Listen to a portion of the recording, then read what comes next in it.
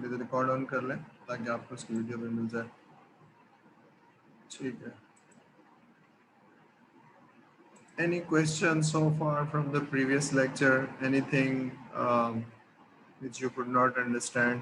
कोई चीज़ नहीं तो हम लेक्चर शुरू करते हैं।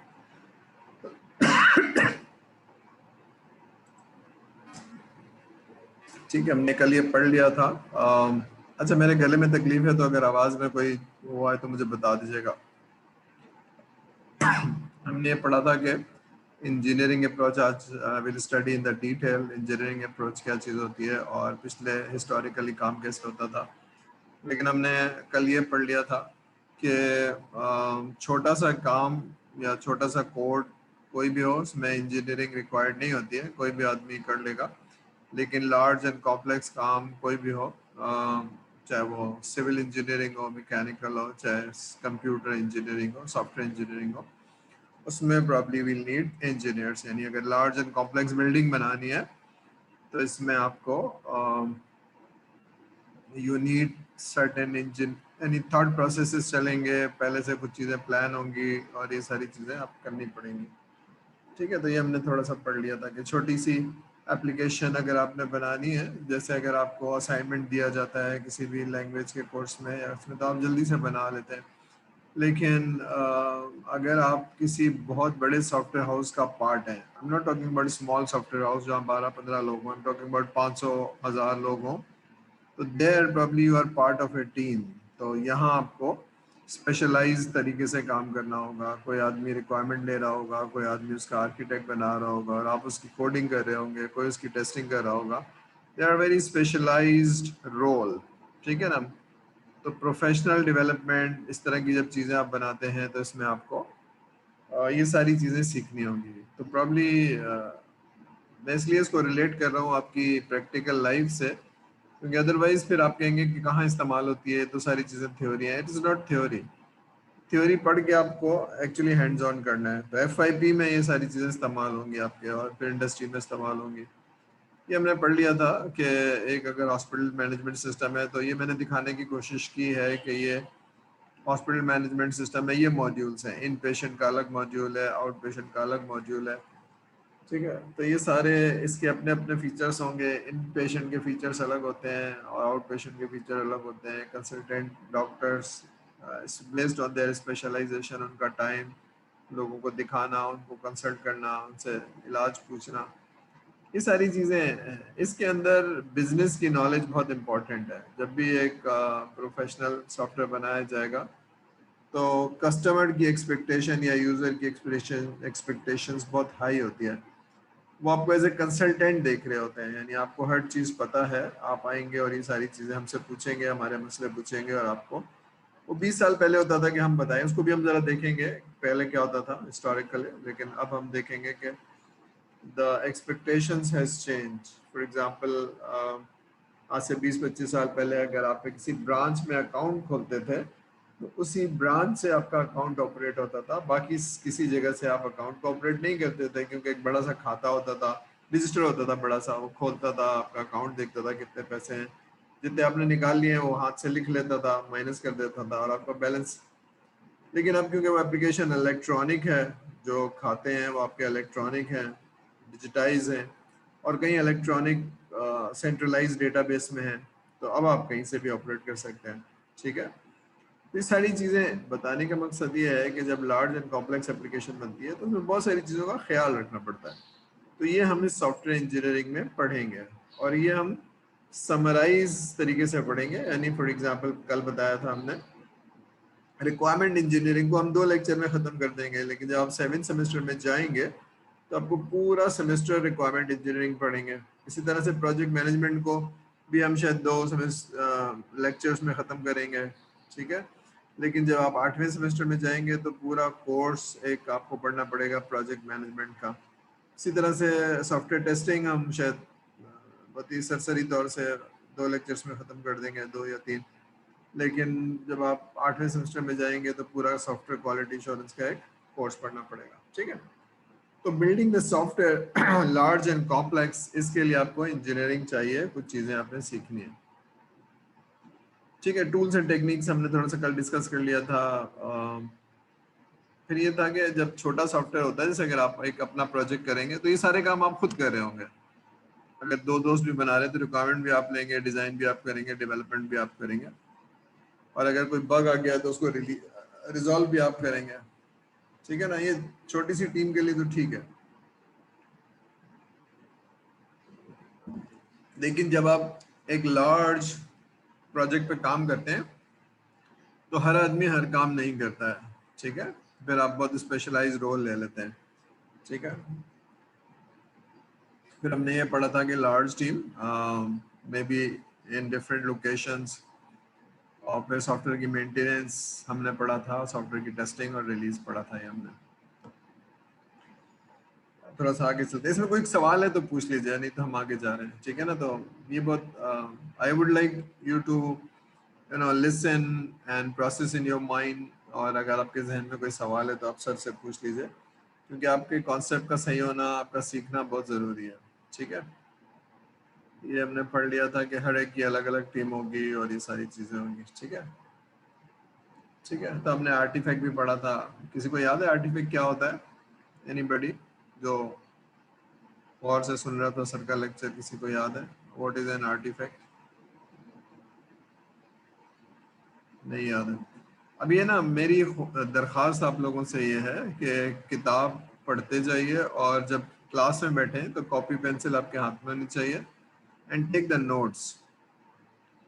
उसकी दो वजह है, एक तो ये कि आपके पास नोट्स आ जाएंगे, दूसरी वजह ये है कि जब आप सर का लेक्चर सुनते हैं तो आपके जहन में कुछ जाता है, और वो बहुत देर तक नहीं रहेगा अनलेस कि आप उसको रिकॉल करें और अपने हाथ के थ्रू कॉपी में ट्रांसफर करें, तो वो 50-60% रहता है। ठीक है ना, फिर आप उसको रिवाइज करेंगे तो वो 80% आपको, तो दैट्स अ लर्निंग साइकिल। 100% नहीं होता है, लेकिन बहरहाल अगर आप ये नहीं करेंगे तो बहुत जल्दी आप उसको समझने के बावजूद भूल जाएंगे। ठीक है, तो आर्टिफैक्ट मैंने बताया था किसी प्रोसेस का आउटपुट, किसी भी प्रोसेस का आउटपुट इज एन आर्टिफैक्ट। मिसाल के तौर पे अगर आप रिक्वायरमेंट ले रहे हैं तो रिक्वायरमेंट लेने का एक प्रोसेस है, लेकिन रिक्वायरमेंट का आउटपुट क्या है? रिक्वायरमेंट की डॉक्यूमेंट जिसका नाम है सॉफ्टवेयर रिक्वायरमेंट स्पेसिफिकेशन। ठीक है, तो ये एक आर्टिफैक्ट है किसका? रिक्वायरमेंट का। कोडिंग का या प्रोग्रामिंग का आउटपुट क्या है? Code, source code. ठीक है, टेस्टिंग के प्रोसेस का आउटपुट क्या है? Test report, bug report. ठीक है, ये उसका आउटपुट है, यानी वो जब आप प्रोसेस को चलाएंगे तो आपके पास कुछ होगा। मेंटेनिंग द सॉफ्टवेयर, कल हमने बात की थी कि सॉफ्टवेयर मेंटेनेंस क्या चीज़ होती है। मेंटेनेंस में हमने कहा था कि कोई अगर सॉफ्टवेयर में कोई चीज़ बग है तो रिमूव करना, लेकिन अब आपसे एक्सपेक्ट नहीं होता है कि उसके अंदर बग हो। अब आपसे एक्सपेक्टेशन होती है इसकी इन्हांसमेंट कैसे होगी। इन्हांसमेंट में अगर आपका स्ट्रक्चर नहीं है, आपका आर्किटेक्ट बहुत अच्छा नहीं है, तो वो एक्सटेंड होने या इन्हांस होने नहीं देगा। ठीक है, आप कहेंगे नहीं सर ये तो नहीं हो सकता। तो सॉफ्टवेयर बनाए ऐसे जाते हैं जो एक्सटेंड हो सके या इन्हांस हो सके। ठीक है, कोई छोटी फीचर्स एंड फंक्शनैलिटी उसमें ऐड हो सके। ठीक है, थॉरो टेस्टिंग, जो प्रोग्रामर होते हैं वो टेस्ट नहीं होते हैं, टेस्ट इंजीनियर नहीं होते, तो टेस्ट इंजीनियरिंग के लिए एक अलग स्किल सेट एंड एक्सपीरियंस चाहिए होता है, तो वो ट्रेंड स्टाफ हो जो टेस्टिंग करे। और अब टेस्टिंग जो है वो मैनुअली नहीं होती है, कॉन्सेप्ट तो मैनुअल है, लेकिन बहरहाल अब टेस्टिंग में भी बहुत ऑटोमेशन आ गई है। अब बनाने वाला पता नहीं कहाँ बैठा हुआ है, टेस्ट करने वाला पता नहीं कहाँ बैठा हुआ है, और आपस में कम्युनिकेट कर रहे हैं। ठीक है ना, अगर 100 लोग हैं डेवलप करने वाले, तो कम से कम 30 लोग होंगे टेस्ट इंजीनियर, तो वो उनका अलग फ्लोर है या उनकी अलग बिल्डिंग है, उनका एनवायरनमेंट अलग है, लेकिन जो बग रिपोर्ट होंगे वो रिपोर्ट करने होंगे। तो ये सारी चीज़ें नॉर्मली ऑटोमेटेड होती हैं। ठीक है, तो बहुत बड़ा करियर है सॉफ्टवेयर क्वालिटी इंश्योरेंस का, बहुत बड़ा करियर है टेस्ट इंजीनियर का। तो जो इस करियर में जाना चाहते हैं वो इंडस्ट्री में लोगों से मिले। फिर छोटी छोटी टीम, 4-4, 5-5 लोग ही, उन्होंने अपने मॉड्यूल बनाए होंगे, अपनी चीज़ें बनाई होंगी, लेकिन पूरा सिस्टम जब बनेगा, जब 50 लोग इंटीग्रेट करेंगे, तो सॉफ्टवेयर इंटीग्रेट कैसे होगा, टेस्ट कैसे होगा, और फिर उसकी यूएटी कैसे होगी, यूजर एक्सेप्टेंस टेस्ट। ठीक है, और फिर वो रिलीज कब होगा और गो लाइव कब जाएगा, ये सारी साइकिल हैं, जब जब समझेंगे। ये हमने कल पढ़ लिया था, किसी को नहीं समझ में आ रहा है तो पूछ लीजिए मुझसे। क्वांटिफाइबल का मतलब दोबारा से पूछा गया था, लेकिन anything does not make sense, कोई चीज़ नहीं समझ में आ रही है तो सर से पूछ लीजिए। ठीक है, हम और आप सामने नहीं है, मुझे पता नहीं है किसकी समझ में आ रहा है किसकी समझ में नहीं आ रहा, तो बेहतर यही है कि जिसकी समझ में नहीं आ रहा है raise your hand and clarify your concept. ठीक है, आपको क्लैरिफाई करना, पूछना बहुत ज़रूरी है वरना सर को पता नहीं चलेगा। तो इसको हमने क्लियर कर लिया था, ये डेफिनेशन है सॉफ्टवेयर इंजीनियरिंग की, डेफिनेशन है IEEE। तो IEEE की बहुत सारी डेफिनेशन आप सुनेंगे, IEEE के फॉर्मेट सुनेंगे। ठीक है, IEEE तो है लेकिन सॉफ्टवेयर के अंडर ही आता है, और एक्चुअली पूरी एक डिवीजन है सॉफ्टवेयर इंजीनियरिंग की। ठीक है, तो डोंट गेट सरप्राइज कि IEEE क्यों, ये इलेक्ट्रिकल इंजीनियरिंग वाले क्यों, ये इलेक्ट्रिकल इंजीनियरिंग नहीं है एक्चुअली, ये सॉफ्टवेयर इंजीनियरिंग है। ठीक है, यहाँ तक कोई सवाल, कोई चीज़ जो मुश्किल लग रही है, या अभी पढ़ाई शुरू नहीं की अभी तो सर? चलिए तो आगे चलते हैं, बात क्लियर हो रही है, मैं आगे जा सकता हूँ, कोई किसी को प्रॉब्लम नहीं है, सब मेरे साथ हैं। ठीक है जी सर, चलिए।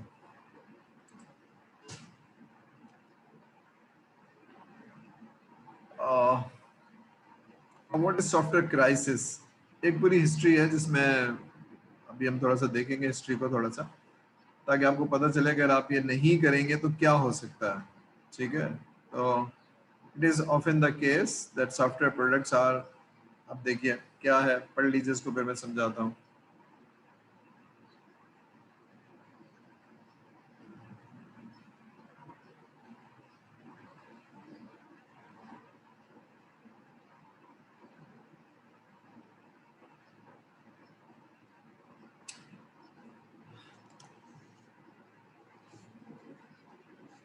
अब जरा पहली लाइन को पढ़ते हैं, fail to meet user requirement. इसका क्या मतलब है? इसका मतलब ये है कि हम क्योंकि एज सॉफ्टवेयर इंजीनियर हमारी कोई प्रोग्रामिंग लैंग्वेज बहुत अच्छी होगी, कोडिंग बहुत अच्छी होगी, और हमें डेटाबेस बहुत अच्छी आती होगी, तो यानी टेक्नोलॉजी हमारी अच्छी है। ठीक है, हमें बता दें क्या बनाना है। तो जब हमें बताया गया, और तो क्योंकि हम बिजनेस की नॉलेज नहीं रखते हैं या फिर हमारा डोमेन वो नहीं है, तो हमारी बहुत सारी चीज़ें समझ में नहीं आई। जब समझ में नहीं आई तो वो कंस्ट्रक्ट भी नहीं हो सकती हैं, वो डेवलप भी नहीं हो सकती हैं, वो कोड भी नहीं हो सकती हैं। तो जो हमारी समझ में आई हमने सॉफ्टवेयर बना दिया। तो कस्टमर ने तो बताया था, लेकिन हमारे 10-15% जो चीज़ें थी वो फिल्टर हो गई, या हम कॉम्प्रीहेंड नहीं कर पाए और हम लिख नहीं पाए। तो हमने जो कुछ बनाया वो बनाने में भी एक प्रॉब्लम था। तो कस्टमर ने कहा भाई ये क्या बनाया है, मैंने तो ये नहीं कहा था, मैंने तो ये कहा था। जब ये नहीं कहा था, ये कहा था, तो इसका मतलब है you have to do it again. ठीक है ना, तो वो एफर्ट ज़ाया होगी, 2 दिन और लगेंगे और आपका फ़ोन भी खोलेगा। So there's something is seriously wrong because you could not understand the business, because business was not your forte, was not your strength. ठीक है, वो आपको, क्योंकि सॉफ्टवेयर इंजीनियरिंग में तो नहीं पढ़ाया गया ना बैंकिंग क्या होती है, सॉफ्टवेयर इंजीनियरिंग में तो नहीं पढ़ाया गया ना कि इंश्योरेंस का सॉफ्टवेयर। लेकिन जब सॉफ्टवेयर बनेगा तो किसी चीज़ का बनेगा ना, इंश्योरेंस का प्रोसेस देखते हुए ऑटोमेट किया जाएगा, या बैंकिंग के प्रोसेस को देखते हुए ऑटोमेट किया जाएगा। ठीक है, तो इसका मतलब अगर आपकी रिक्वायरमेंट आपने नहीं समझी तो there is a great possibility कि सॉफ्टवेयर सही नहीं बनेगा। एक चीज, दूसरी चीज है expensive, it is not completed.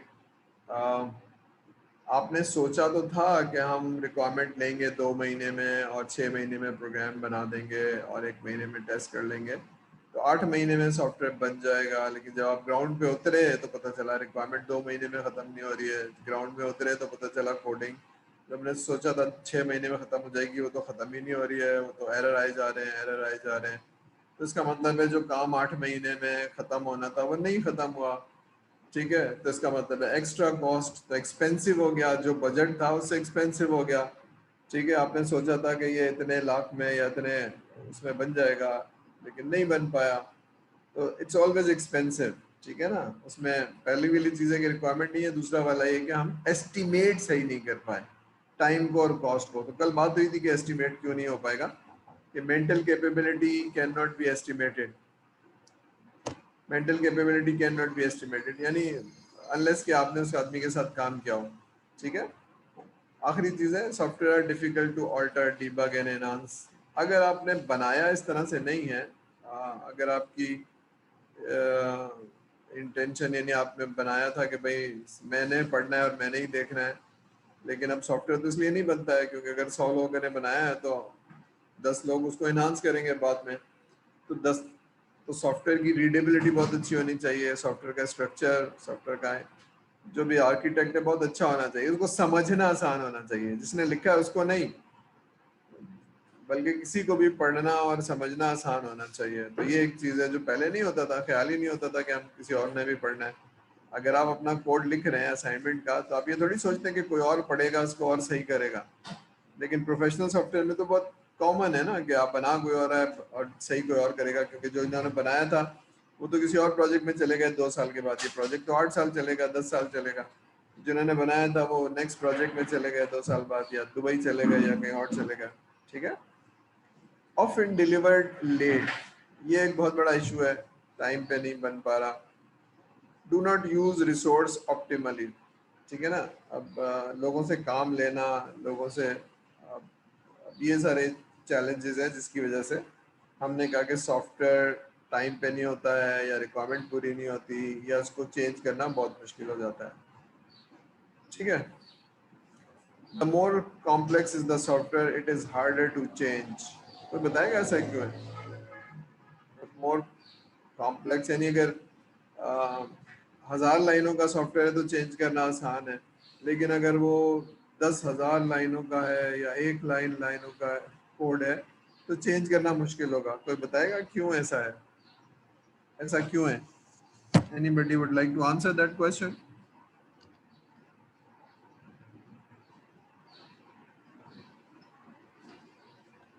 कोई बताना चाहेगा सर को?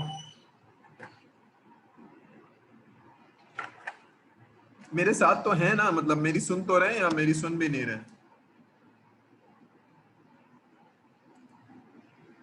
चलिए सुन तो रहे हैं समझ में भी आ रहा है कि नहीं आ रहा है? चलिए सुन तो रहे हैं, कितना समझ में आ रहा है? Does it make sense?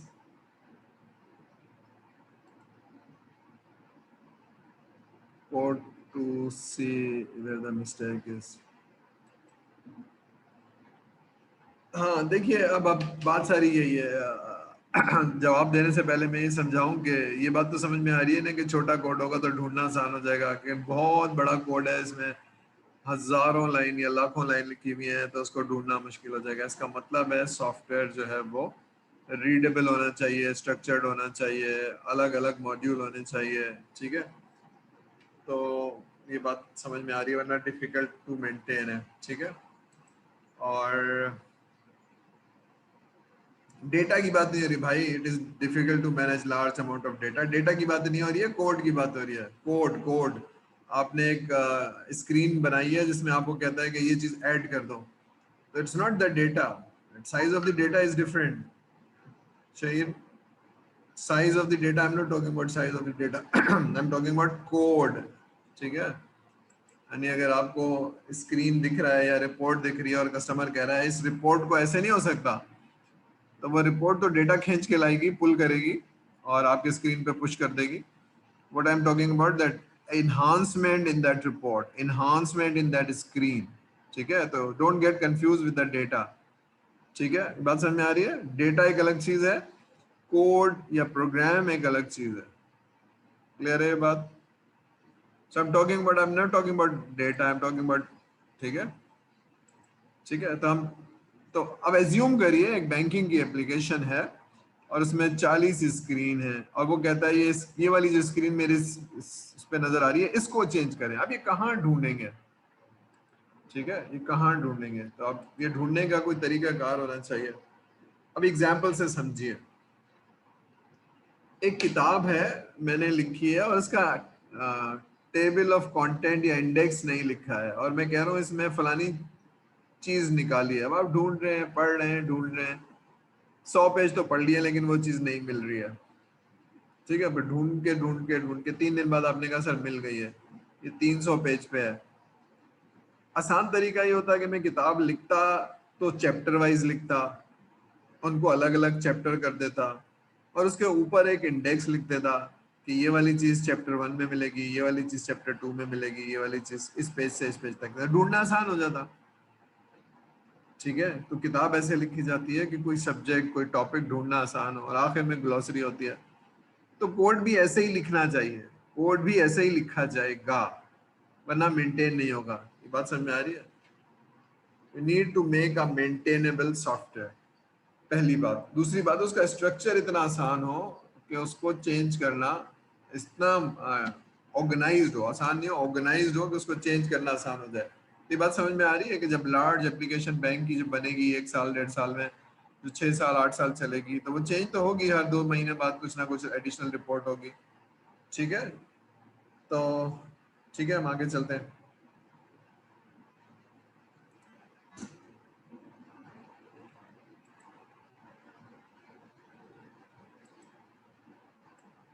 भी क्या लिखा हुआ है, to change any software you must understand it. अब एक चीज ध्यान में रखिए, जिन्होंने बनाया है वो नॉर्मली मॉडिफाई नहीं करेंगे, वो दूसरे कोडर अलग होते हैं, मेंटेनेंस टीम अलग होती है। तो जो कोडर होते हैं या प्रोग्रामर होते हैं वो एक प्रोजेक्ट बनाने के बाद, देने के बाद दूसरी प्रोजेक्ट पे चले जाएंगे, फिर तीसरे प्रोजेक्ट पे चले जाएंगे। ठीक है, जो मेंटेनेंस की टीम है वो नॉर्मली छोटी होती है और वो अलग काम कर रही होती है। ठीक है, तो लेकिन सॉफ्टवेयर को समझना और फिर चेंज करना, तो अगर कोड इतना मुश्किल लिखा हुआ है, स्ट्रक्चर्ड नहीं है और इसका आर्टिफैक्ट आर्किटेक्ट सही नहीं बना हुआ, तो उसको समझने में ही, यानी प्रोग्रामर कहेगा सर पढ़ लिया 2 दिन, मेरी समझ में नहीं आ रहा है, दोबारा से लिख दूं? और मैं कहता हूँ भाई जो प्रोग्राम 3 महीने में लिखा है दोबारा से लिखेगा तो इसकी कॉस्ट है ना, समझो इसको। बात समझ में आ रही है? तो सॉफ्टवेयर की मेंटेनेंस बहुत महंगी हो जाएगी, महंगी हो जाएगी, क्योंकि एफर्ट लग रही है ना, टाइम लग रहा है, समझ में ही नहीं आ रहा कहाँ चेंज करनी है। तो इसका मतलब है सॉफ्टवेयर ऐसा लिखा जाए जो मेंटेनेबल हो। ठीक है ना, कैसे काम करता है, उसमें कमेंट्स हों। ठीक है, 30% कमेंट होना मस्ट है। और ये वाली जो स्क्रीन है वो कहाँ से शुरू हो रही है, कहाँ खत्म होगी, ये कहीं कोड में लिखा होना चाहिए। कस्टमर के लिए जरूरी तो नहीं है, लेकिन मेरे कोड में लिखा होना चाहिए। ठीक है, और ये वाला पार्ट और किसी जगह से इंटीग्रेटेड तो नहीं है। ये वाला जो मॉड्यूल में कोई भी बैंकिंग की एप्लीकेशन या हॉस्पिटल की एप्लीकेशन लिख रहा हूँ, तो ये वाला मॉड्यूल और किसी से इंटीग्रेटेड है, तो कहाँ कहाँ इम्पैक्ट चेंज आएगा। ठीक है, तो ये सब देखने की जरूरत है। तो बात समझ में आ रही है? Do you understand the complexity of a large system? ठीक है, इसको छेड़ेंगे तो वो 4 स्क्रीन को और छेड़ देगा, तो इसका मतलब है उनकी भी टेस्टिंग होगी जब मैं इसको चेंज करूंगा। तो इसको कहते हैं रिग्रेशन टेस्टिंग। तो हम जब पढ़ेंगे मिड टर्म के बाद तो हम देखेंगे। So lots of efforts are required to understand the software code. तो अगर मैं लिखूं ही इसी तरह से उसको समझना आसान हो जाए, तो that is a best practice. ठीक है, फिर any change degrade the structure of the software. Degrade का क्या मतलब है? क्योंकि जाहिर सी बात है एक खास तरीके से लिखा गया था, लेकिन आप उसको चेंज करते हैं, तो जैसे नई गाड़ी खरीदते हैं ना, तो जैसे आप कोई नट बोल्ट खोलते खोलते हैं, तो वो नट बोल्ट पहले जैसा तो नहीं रहता है। तो इसी तरह से सॉफ्टवेयर के अंदर देयर आर सर्टेन थिंग्स, तो उसको कहते हैं डिग्रेड होना, या उसको उसमें कॉम्प्लेक्सिटी ऐड हो जाना। ठीक है, हम आगे चलते हैं। सर वॉइस लैग हो रही है। चलिए बेटा, मैं ये इसको क्या नाम है, रिकॉर्ड भी कर रहा हूँ। तो असल में इंटरनेट थोड़ा सा वो कह रहा है कि स्टेबल नहीं है। मैं यूनिवर्सिटी में हूँ, तो हो सकता है पॉसिबली कि because of the internet connectivity ऐसा हो। तो जहाँ जहाँ से आवाज़ नहीं आ रही है आपको, वहाँ से आप फिर ये मैं अपलोड कर दूंगा लेक्चर के बाद, तो आप सुन सकते हैं। ठीक है, ठीक है।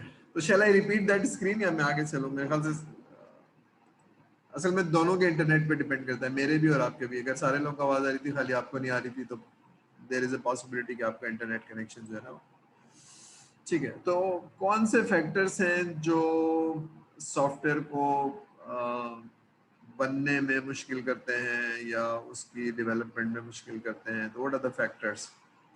तो पहला फैक्टर तो यह है कि सॉफ्टवेयर में जितनी कॉम्प्लेक्सिटी होगी या जितना बड़ा साइज होगा, मसलन मसलन मैं एक छोटा सी शॉप है जिसके लिए सॉफ्टवेयर बना रहा हूँ, या एक फैक्ट्री है जिसके लिए बना रहा हूँ जिसके 3 डिपार्टमेंट हैं, या पूरी एक कॉरपोरेट है जिसके 26 डिपार्टमेंट हैं। तो depending on the complexity of the problem, ठीक है ना। फॉर एग्जांपल बैंकिंग का एक ट्रेजरी का सिस्टम बनाना है, तो treasury is a small part banking की। ट्रेजरी में होता है कि पैसे आए और उनको आप कहीं लगा देते हैं, लेकिन पूरी बैंकिंग में इसमें 8 मॉड्यूल हों, branch banking, corporate banking, car finance, house finance, पता नहीं क्या क्या उसमें। और दैट्स ए लार्ज, यानी हर चीज को ऑटोमेट करना है ना, यानी हर एक में अगर 10-10 स्क्रीन है तो वो पता चला 60 स्क्रीन रिपोर्ट और ये सारी चीजें। तो जितना कॉम्प्लेक्स होगा उसको समझना, उसको बनाना मुश्किल हो जाएगा, ठीक है ना। Poor project management. अब पुअर प्रोजेक्ट मैनेजमेंट का क्या मतलब है? कोई भी चीज अगर मैनेज ना की जाए, प्लान ना की जाए, तो वैसे ही खराब हो जाएगी, ठीक है ना। तो एस्टिमेशन सही नहीं है, रिसोर्स सही नहीं आई है। अच्छा, ये अलार्म आ रहा है कि 10 मिनट्स के बाद ये आपको डाल देगा, तो उसको रिकनेक्ट कर लेंगे, ठीक है। तो हमारे 30 मिनट हो गए, 10 मिनट्स रह गए। तो पुअर प्रोजेक्ट मैनेजमेंट तो हम मिड टर्म के बाद पढ़ेंगे प्रोजेक्ट मैनेजमेंट क्या होती है। तो अगर आप किसी भी प्रोजेक्ट को सही तरह से मैनेज नहीं करें, फॉर एग्जांपल आप 7th सेमेस्टर में आ गए और FIP कर रहे हैं, तो अगर आप रेगुलरली नहीं करेंगे उस पर काम, तो फिर आखिरी दिनों में काम करना पड़ेगा और फिर वो आपके पास लोड आएगा। और ठीक है, तो ठीक है। Lack of adequate training in software engineering. अगर आपको पता नहीं है कि बड़ी एप्लीकेशन में पहला स्टेप क्या होगा, दूसरा स्टेप क्या होगा, प्रोसेस क्या है, तो भी आपको चैलेंज आएगा, ठीक है ना। बस आप बनाना शुरू हो गया।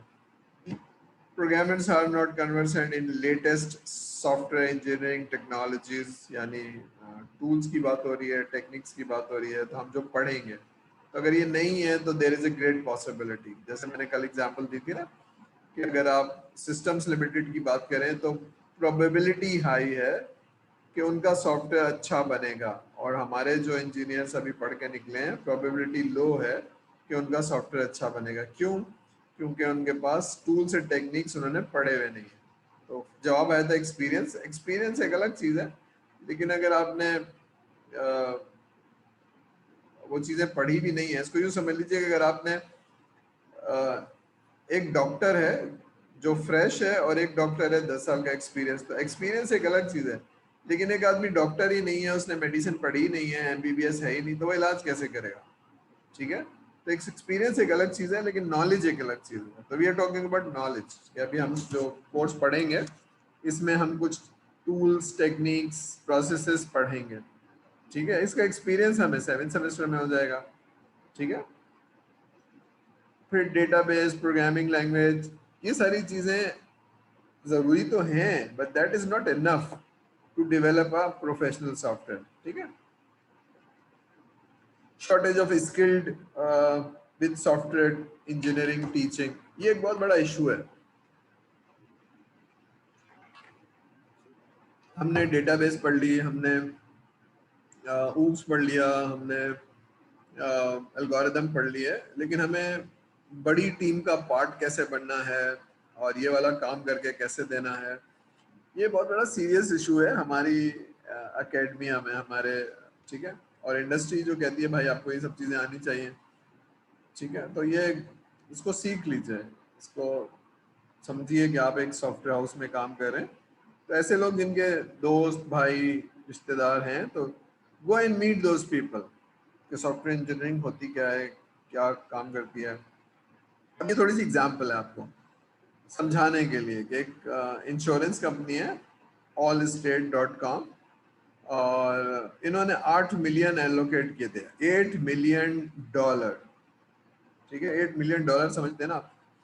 और EDS एक ह्यूस्टन टेक्सास की बहुत बड़ी कंपनी है, EDS, जिसने सेबर का सॉफ्टवेयर बनाया था, जो PIE में चल रहा है ना, सेबर जिसे कहते हैं हम, बहुत बड़ी कंपनी है EDS। और इनको दिया गया था कि आप बनाएं और ये सॉफ्टवेयर $8 मिलियन और 5 साल बनाएं और ख़त्म करें इसको। 5 साल वाला प्रोजेक्ट 10 साल में नहीं ख़त्म हुआ, और 8 मिलियन से देख रहे हैं आप कितने लग गए, 8 से 16 लग जाने चाहिए थे, यहाँ तो 100 मिलियन लग गए और 10 साल लग गए, सॉफ्टवेयर ख़त्म ही नहीं हो रहा।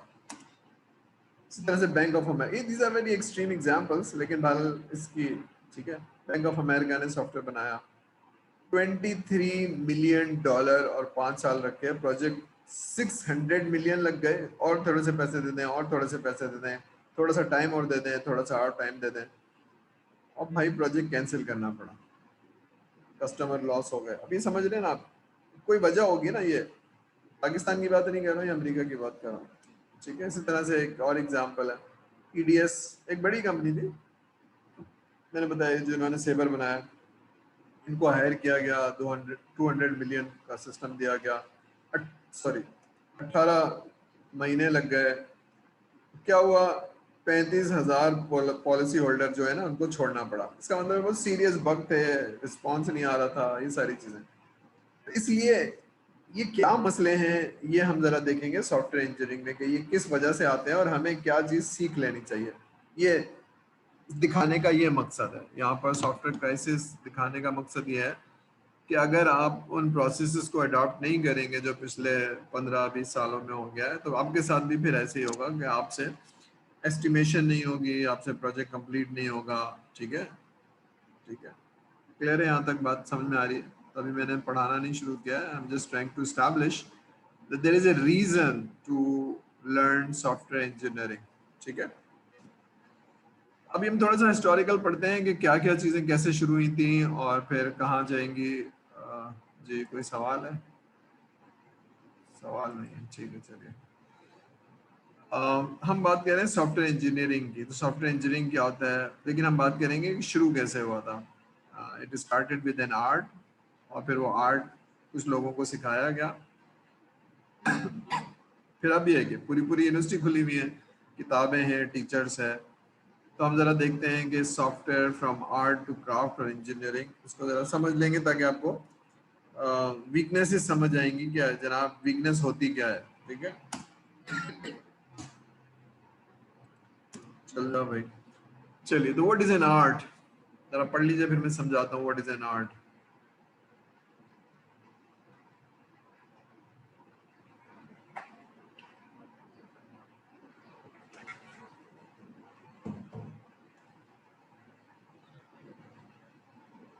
अच्छा जी, ट्राई अंडरस्टैंड के 60s 70s में कुछ लोग थे जो बहुत जबरदस्त लोग थे, इंटेलिजेंट, और बहुत थोड़े से लोग थे जो आपकी सुनते थे और प्रोग्राम लिख देते थे। मसलन MS word, I am not talking about MS office. MS office तो बहुत बाद में आया ना, आपके ज़माने में आया। हमारे ज़माने में पहले वर्ड भी नहीं आया था, एक छोटी छोटी एप्लीकेशन आती थी, सिम्फनी उसका नाम होता था, उसमें बस आप लिख सकते थे, स्टोर कर सकते थे, ठीक है। तो बेसिक फंक्शन तो पूरा हो गया था सिम्फनी में, यानी टाइपराइटर को रिप्लेस कर दिया था।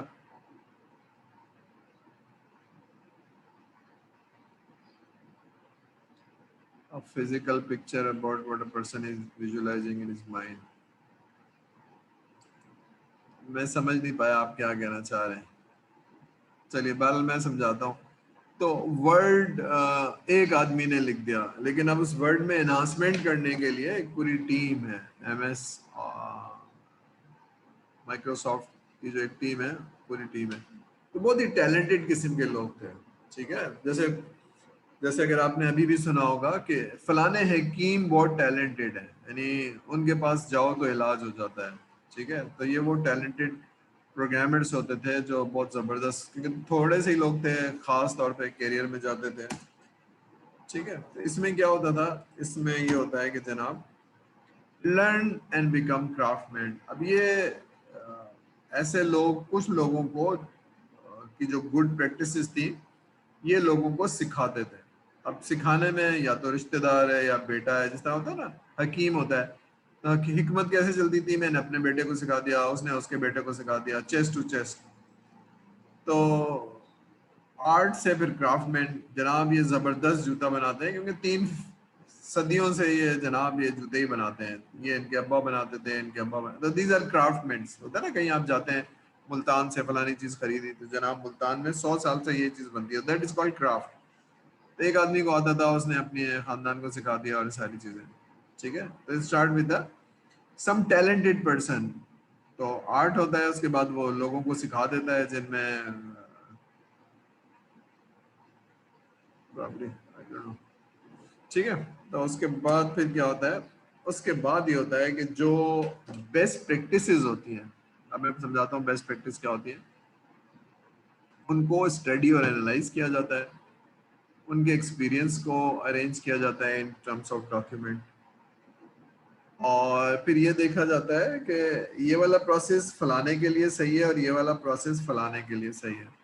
ठीक है, मसलन अगर मुझे छोटी सी बिल्डिंग बनानी है तो इस तरह से बन जाएगी, लेकिन एक ह्यूज बिल्डिंग बनानी है तो उसमें सरिया इस्तेमाल होगा, उसमें स्ट्रक्चर इस्तेमाल होगा। तो सॉफ्टवेयर में बनाना है तो ये भी तरीका है और ये भी तरीका है।